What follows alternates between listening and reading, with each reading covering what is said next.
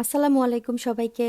আজকে বাসায় আব্বু আম্মু এসেছে আর আব্বুর জন্য আমি কি কি রান্না করলাম তাই আপনাদের সাথে শেয়ার করব। এখানে ঘি দিয়ে ঝরঝরে করে পোলাওটা রান্না করেছি আর আস্ত মুরগির রোস্ট করেছি। আরও দুইটি করেছি, ওইগুলো সার্ভ করিনি।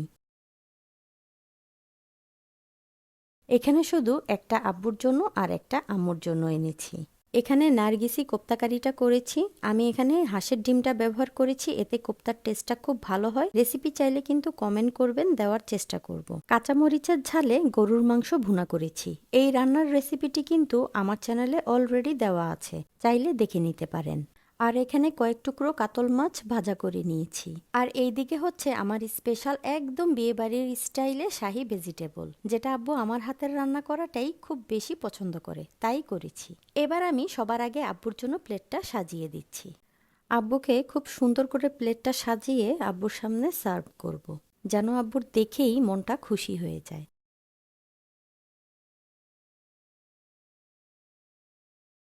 আব্বু বলছিল কোনটা দিয়ে আগে খাবো, এত কিছু করেছো। আব্বু বিসমিল্লা বলে শুরু করলো আর বলছিল খুব মজা হয়েছে।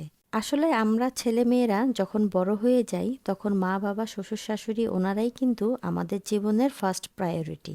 তাদের সামনে খাবার থেকে শুরু করেই সব কিছুই যদি একটু নিজের সাধ্যের মধ্যে সাজিয়ে গুছিয়ে প্রেজেন্ট করি, ওনারা কিন্তু খুব আনন্দ পায়। আর আমি সবসময় তাই করার চেষ্টা করি। আমার দেখা কিছু মানুষ আছে যে তারা শ্বশুর শাশুড়ির সামনে এমনভাবে খাবার প্রেজেন্ট করে যে দেখলে আর মুখে দিতে ইচ্ছা করবে না। তাই সবার উদ্দেশ্যে বলছি, আমাদের বাবা মা শ্বশুর শাশুড়ির যাবতীয় কাজের সাথে তাদের খাবারের দিকেও আমাদের বিশেষ নজর দেওয়া উচিত, কারণ তারাই হলো আমাদের জীবনে সবচেয়ে স্পেশাল ইম্পর্টেন্ট মানুষ।